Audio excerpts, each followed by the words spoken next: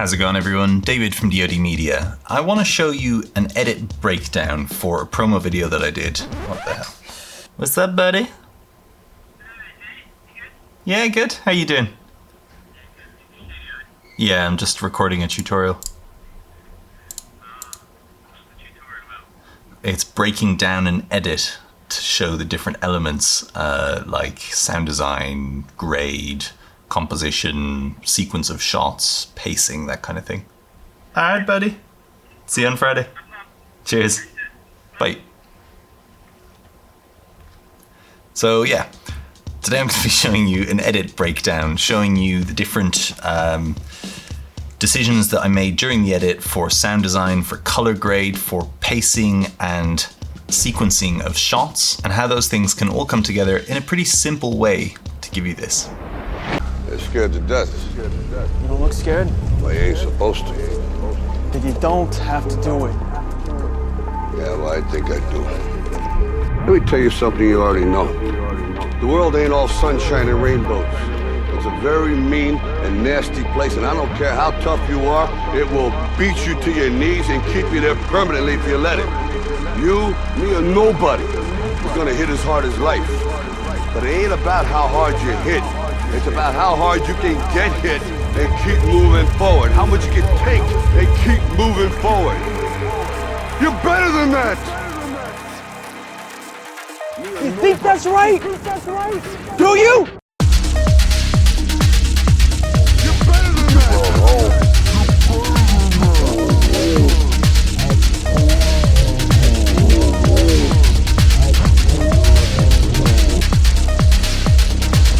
Okay, so here's what my timeline looks like.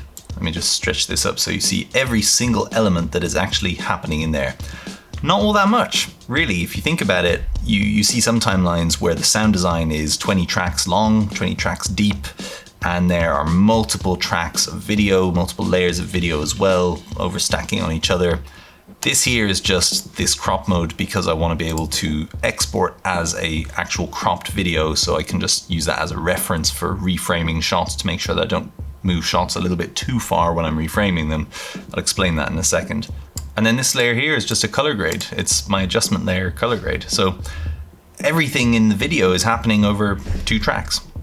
So like I said, a pretty simple edit, but simple doesn't necessarily mean bad. So let me give some context behind the project. My friend Vedran, who's a DJ in Belgium, has this series of mixes called Unknown. And every time he makes one, we get together to shoot something a little bit fun, a little bit creative, that's really on a 0 budget, 0 crew required, and it always tries to focus around one theme. This theme happens to be that tunnel, which is actually not far from his house. He said, I've got this cool tunnel. Should we do something with that? Yes, we should. And so when I went over to visit him, I saw it and immediately made me think about Stranger Things for some reason. And so we basically just storyboarded this tiny little shoot where he's walking down the road, gets sort of drawn to something next to him. It's the tunnel. He walks down, sees the tunnel, and there's this sort of void, this vacuum, this darkness in there that pulls at him, and so he has to go in there, face his fears. And that was it. Because it was such a simple concept, we shot the whole thing sequentially.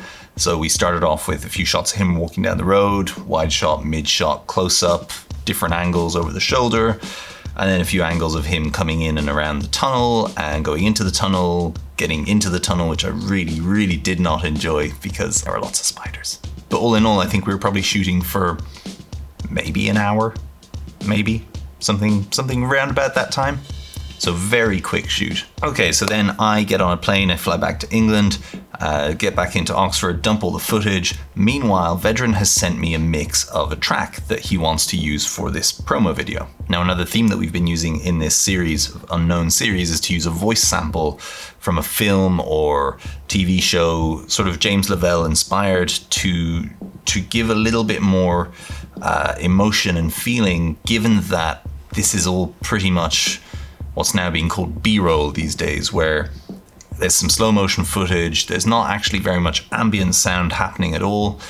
It's all pretty much just visual. And so we wanted to have some kind of track that can help just build a feeling that is sort of parallel and fits with the feeling that he's expressing in this video. So this particular clip happened to be from one of the Rocky films, which I haven't actually seen, but it's an awesome clip where Sylvester Stallone and Milo Ventimiglia are having a father-son face-off about a fight that's gotta happen. And so it's quite good. There's a lot of emotion in it. All right, so let's play through this. Scared to death. Very fast cuts of the tunnel as sort of almost flash forwards. Let me tell you something you already know. They're meant to be flashbacks, but they're more like flash forwards of what's to come, this impending doom. He hears the call of the tunnel, walks down towards it. I love that lowering mid-shot. Then he comes across it. Where is it? What is it? Oh look, it's a tunnel. That awesome fisheye stretch, I'll show you how I did that in After Effects. And then it calls to him just when the music drops. Then a bit of Stranger Things Inception mode on the gimbal.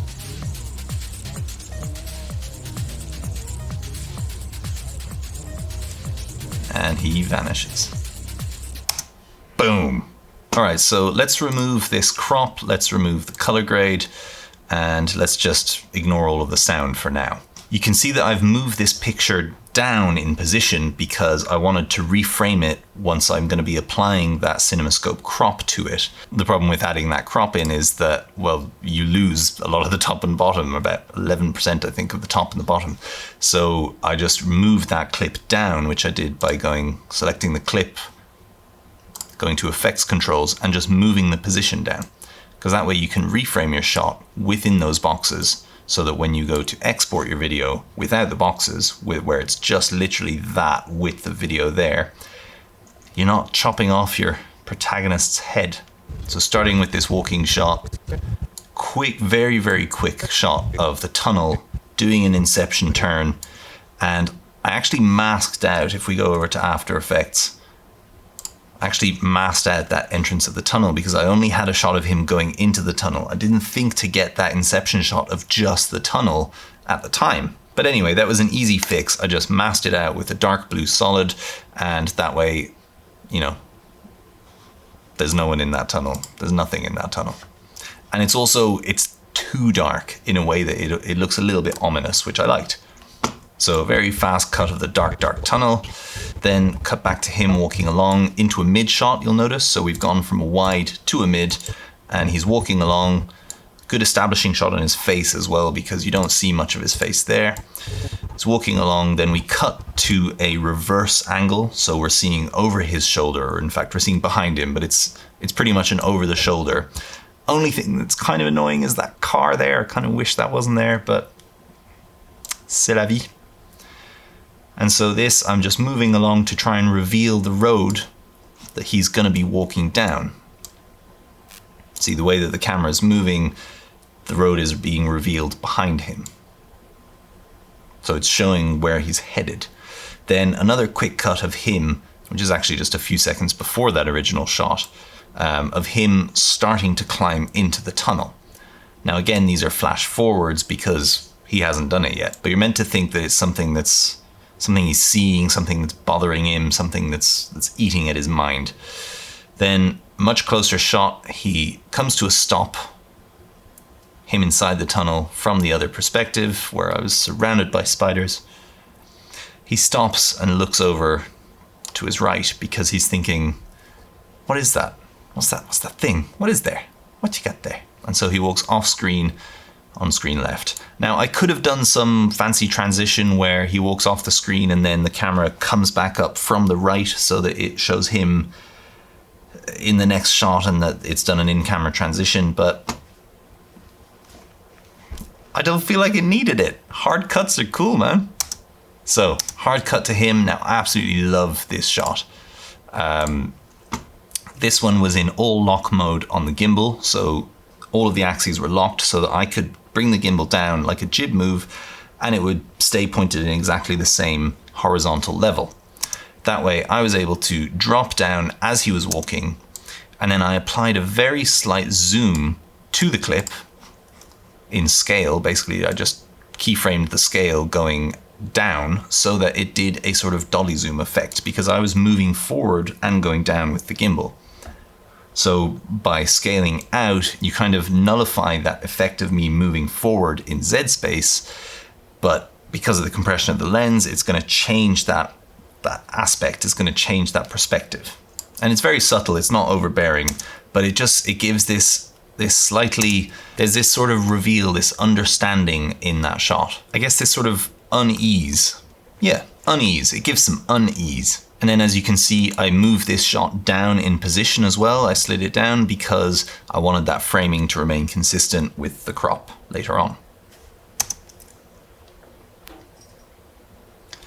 Then we've got the close-up here. So flip reverse. This shot was actually meant to be used here when he walks off camera, but it felt a little bit odd because the angles weren't quite right. So instead what I ended up doing was showing him walking off, then cut to behind him, and then show the reverse. So show him walking forwards towards something. And that worked quite well because otherwise this cut oddly with this as well, I thought. So I kind of messed around with it afterwards in the edit, even though it was shot with the intention of being done that way, the other way. You get what I mean? Do you get what I mean? You get what I mean? Okay, then we've got the reveal here where you can see the tunnel, but you don't know what it is. He's coming along, he's walking down, he spots the thing. You can see there's a lot of not stabilization, but just reframing happening here because the gimbal jumped while I was walking, so my shot just kind of went like that. So I had to just reframe it in post, and you barely notice it. He comes to the gimbal, comes to the tunnel, puts his hand on. Now notice that it's as soon as his hand touches the brick of that tunnel that I cut to the next shot, which is this revealing shot of him looking down the tunnel. And this is the one where I've done that fisheye warping. So you can see the edges just warp like crazy. So it looks like I'm moving in and the whole thing is enveloping you, the viewer, and enveloping him, the protagonist. Now to do that, I just went into After Effects here. I had my clip brought in, and then I created an adjustment layer and I added the warp tool. And then I changed the warp style to fisheye. And then I just keyframed the bend to go from 0 all the way along to -10. And that way it really warps and distorts that picture without affecting the middle. So it's giving that surrounding effect. Now without it, you'll notice that this clip is just scaling up. I've got some keyframes on scale as well. So the amount of bend that I added essentially counteracts the amount of scaling that I've done. So he remains pretty much constant throughout, whereas the rest of the image is warping and scaling up. That's how you do your fisheye warp. All right, and then little reaction shot. This is completely underexposed. I was not thinking very straight while I was in that tunnel.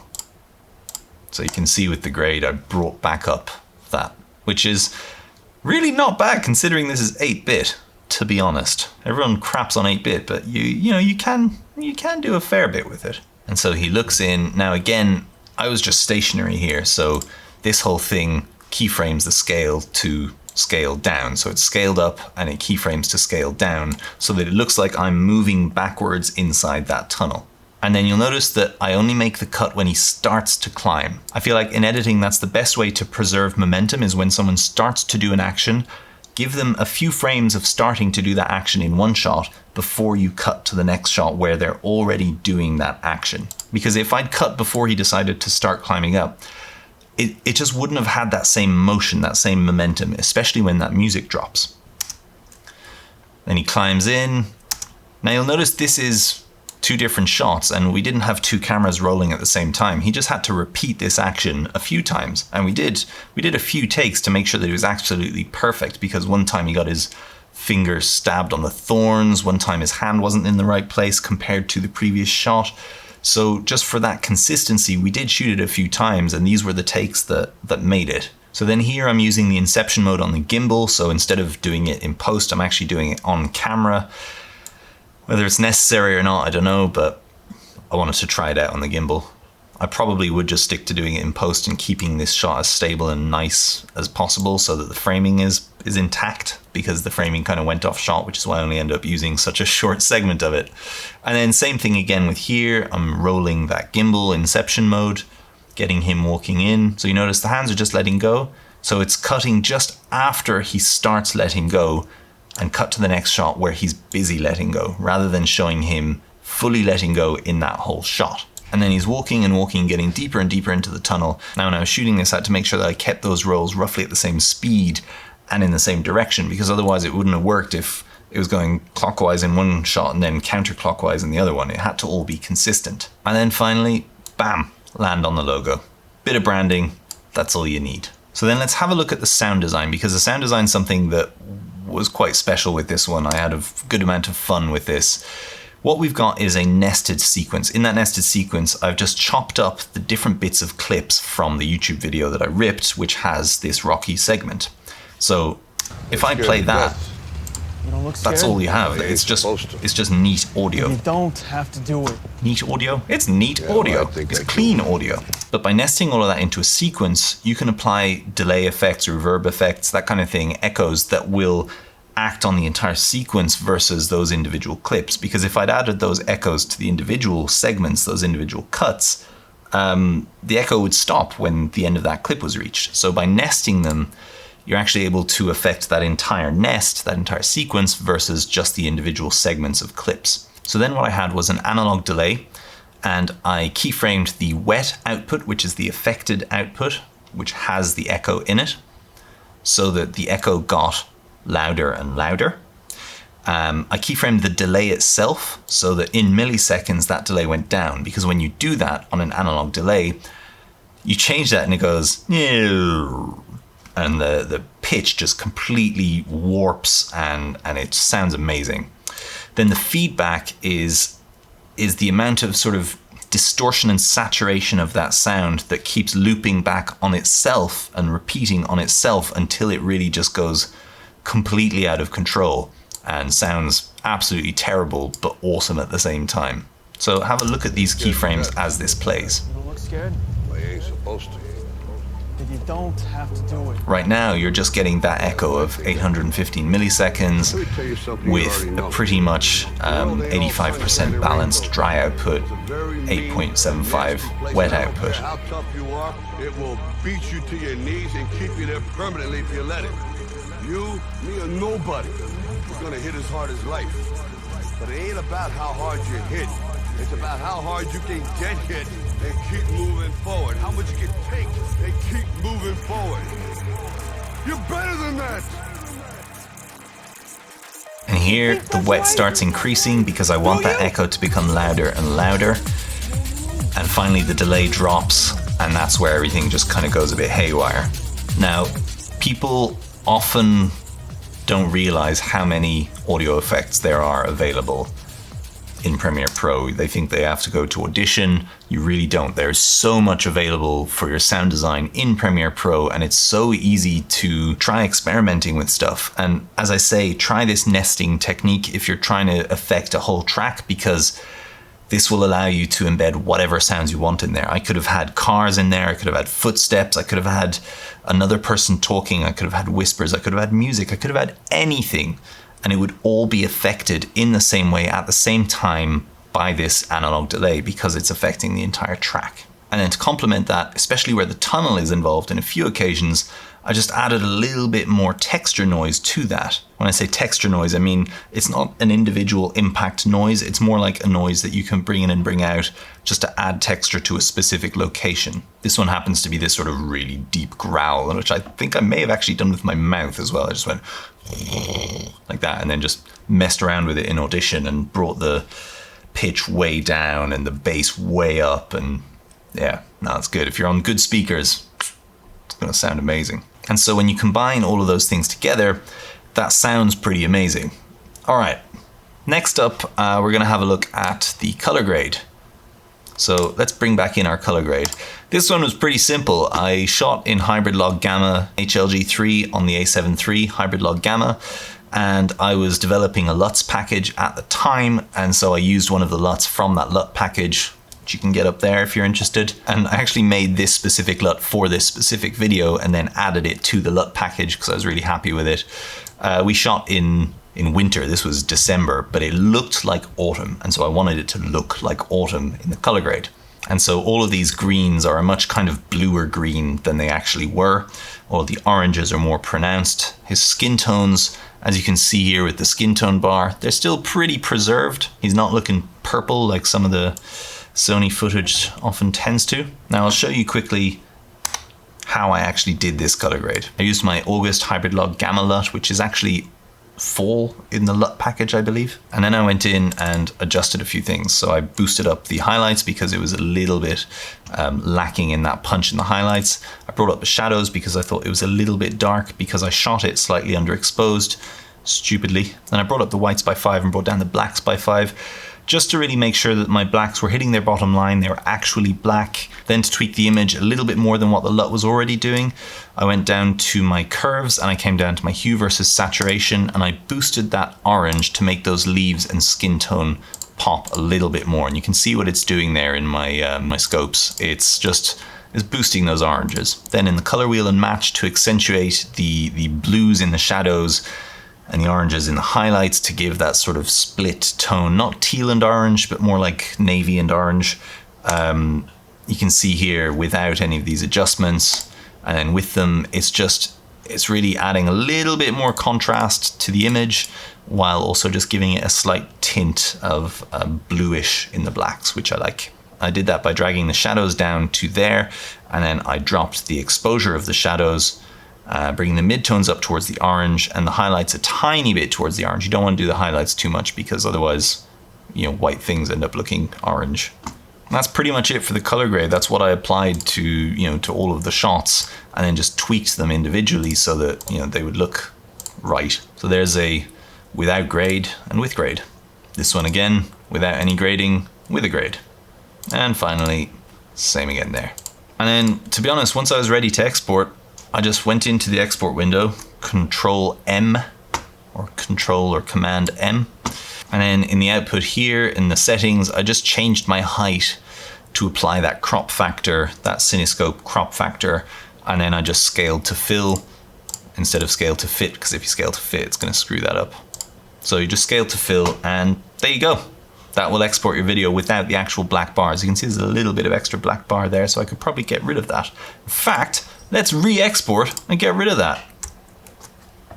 There we go, nice and clean top and bottom. And that way you can export it using a nice 2.35 to 1 aspect ratio. All right, that's my edit. I don't know if you cared, but thank you for watching. Give it a thumbs up if you liked what you saw. Hit that subscribe button and see you next time. Cheers.